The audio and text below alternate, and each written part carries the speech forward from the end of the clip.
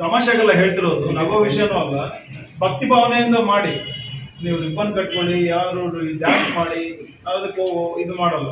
But dance ಮಾಡೋ ಅಂದ್ರೆ ಪರಮಾತ್ಮ ಒಳಗೆ ಹೋದ್ರೇನೆ ಅವ್ರು ಡ್ಯಾನ್ಸ್ ಮಾಡೋದು. ಅದಕ್ಕೆ ಆಲ್ಕೋಮೆಂಟ್ಸ್ ತರಿಸ್ತಾ ಇದ್ದೀನಿ. ದಯವಿಟ್ಟು ಅದಕ್ಕೆ ಅವಕಾಶ ಕೊಡಕ್ಕೆ ಹೋಗ್ಬೇಡಿ. ಒಂದ್ಸಲ ರೌಡಿ ಪಟ್ಟಿ ಸ್ಟಾರ್ಟ್ ಆದರೆ ಮತ್ತೆ ಮತ್ತೆ ಇದಾಗಲ್ಲ. ಬೇಕಾದ್ರೆ ನೀವು ಕುಡಿಬೇಕಾದ್ರೆ ಹಬ್ಬ ಮುಗಿದ ಎಲ್ಲರೂ ಕುಡ್ಕೊಳ್ಳಿ. 1 by 1 ನೀಟಾಗಿ ಒಂದು ಕ್ವಶನ್ ಹೋಗಿ ನೋಡೋದಕ್ಕೂ ಕಳೆ ಇರುತ್ತೆ. 6 ಗಂಟೆಗೆ ಕಡ್ಡಾಯವಾಗಿ ಮುಗಿಸ್ಕೊಡಿ. 3ನೇ ತಾರೀಕು ಫೈನಲ್ ಇಟ್ಕೊಳ್ಳಿ.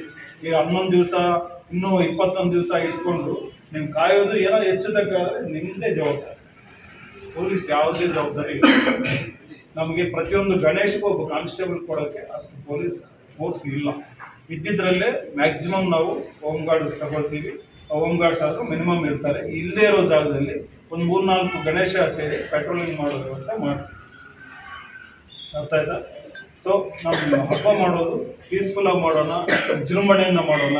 ಅದೇ ಥರ ಮುಸ್ಲಿಂ ಬಂದವರು ಸಹ ಈದ್ ಮಿಲಾದು ಕ್ವಶನ್ ಇರುತ್ತೆ, ಅವ್ರಿಗೂ ಸಹ ನಾವು ಸಪೋರ್ಟ್ ಮಾಡೋಣ. ಎಲ್ಲರೂ ಸೇರಿ ಸಹ ಹೋಗಿ ಮಾಡೋಣ. ಮತ್ತು ಇದು ಯಾವುದೇ ಕಾರಣಕ್ಕೂ ಅಂದರೆ ಇನ್ಸ್ಪೆಕ್ಟರ್ ಹೇಳಿದರೆ DJ ಅಂತ ಪರ್ಮಿಷನ್ ಕೊಡ. ಒಂದು ನಿಮಿಷ ಯೋಚನೆ ಮಾಡಿ. ಗಣೇಶ ಹಬ್ಬ ಆಗಲಿ, ಈದ್ ಮಿಲಾದ್ ಆಗಲಿ, ಇತ್ತೀಚಿನ ದಿನಗಳಲ್ಲಿ ಯಾವುದು ಭಕ್ತಿಪೂರ್ವಕ ಹಾಡುಗಳೇ ಮಾಯ ಆಗಿಬಿಟ್ಟಿದೆ. ಆ ಗಣೇಶನ್ ತಗೊಂಡೋಗಿ ಓಂ ಗಣೇಶ ಅಂತ ಹೇಳ್ಬಿಟ್ಟು ಮಚ್ಕೊಡ್ತಾರೆ. ಇನ್ನೊಬ್ಬ ರೀಸೆಂಟ್ ಆಗಿ KGF ಅಂತ ಹೇಳಿ ಅವ್ರಿಗೊಂದು ಸ್ವಾನರು ಏನಾದ್ರು ಕೊಡ್ತಾರೆ. ಇದೆಲ್ಲ ಯಾರು ಹೇಳಿದ್ರೆ ಇದೆಲ್ಲ ಮಾಡಿ. ನಮ್ಮ ಭಕ್ತಿ ಮನಸ್ಸು ನೆಮ್ಮದಿಗೆ ಬೇರೆಯವ್ರಿಗೆ ಮಾಡಲಾಗಿರ್ಬೇಕು.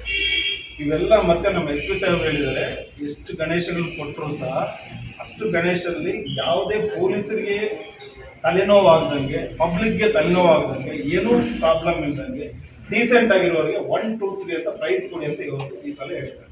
100% ನಾವು ಗಮನಿಸ್ತಾ ಇರ್ತೀವಿ. ಪೊಲೀಸ್ ಮುನ್ಸಿಪಾಲಿಟಿ, KEB ಈ ಲಾ ಯಾರು ಕರೆಕ್ಟಾಗಿ ಪಾಲನೆ ಮಾಡ್ತಾರೋ ಅಂಥವ್ರಿಗೆ ಕಡ್ಡಾಯವಾಗಿ ನೆಕ್ಸ್ಟ್ ಇದೆಲ್ಲ ಮುಗಿದ ಮೇಲೆ ಈ ಪೀಸ್ ಕಮಿಟಿ ಮೀಟಿಂಗ್ ಮತ್ತೆ ಇನ್ನೊಂದ್ಸಲ ಕರೆದುಬಿಟ್ಟು ಎಲ್ಲರ ಸಮಸ್ಯೆ ಅವರಿಗೆ ಒಂದು ಬಹುಮಾನ ಕೊಡಲಾಗುವುದು ಅಂತ ಈ ಮೂಲಕ ನಾನು ಕೇಳ್ಕೊಳ್ತೀನಿ. ನಿಮ್ದು ಏನಾದರೂ ಸಮಸ್ಯೆಗಳಿದ್ದರೆ 1 by 1 ಹೇಳಿರೋರು